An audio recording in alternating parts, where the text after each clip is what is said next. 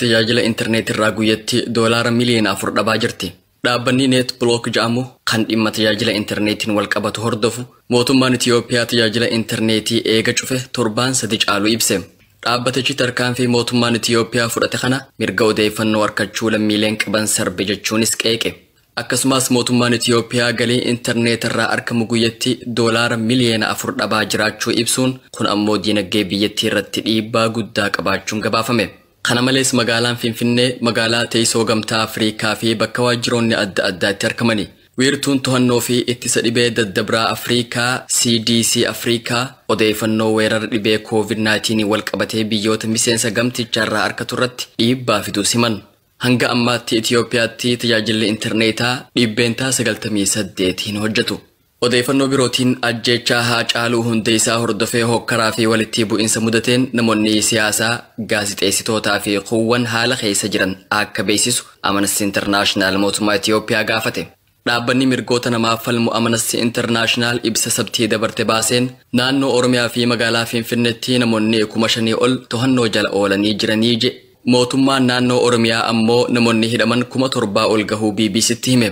Kanneen keessaa hedduun isaanii haalli keessa jiranii fi eessa akka jiranilleen wanni beekamu hin jiru jedhe.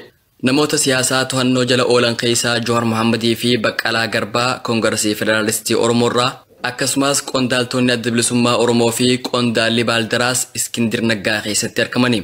Aangawoonni mootummaa iddoo namoonni kunniin itti hidhaman beeksisuu dhabuun isaanii maatii dararaaf saaxilaa jira jedhe Amnesty Internationalitti Daayirektarri Afrikaa Kibbaa fi Bahaa Diproos Mucheenaa. Kanaaf tokkoon hidhamtoota eessa akka jiran beeksisuu qaban yookaan yakka qabatamaan himachuu yookaan ammoo hatattamaan gadhiifamuu qaban jechuunis ibse. Wayita weerarri dhukkuba koronaa vaayirasii addeessaa ta'e kanatti iddoo dhiphoo fi qulqullina hin qabnetti hidhamuun isaanii maatii hidhamtootaaf yaaddoo guddaadha jedha ibsichi. Abukaattonni qondaaltota ABO achi buutee namoota kanaa dhabuu isaaniitis saaxile.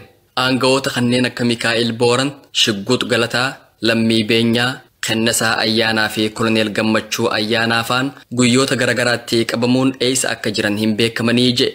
Abukaattonni jaraa Amnesty Internationalitti akka himanitti koomishinoota poolisii federaalaa Finfinnee fi Oromiyaa gaafatanis jarreen kana to'annoo jala oolchuu haalan.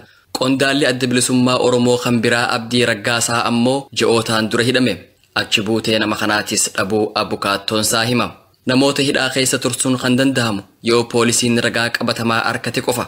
Hanga poolisiin hidhaan isaanii sirriidha jechuuf ragaa yeroo walitti qabataa jirutti namni kamuu mirgi isaanii mulqamee hidhamuu hin qabanii jedhe Diproos Mucheenaa.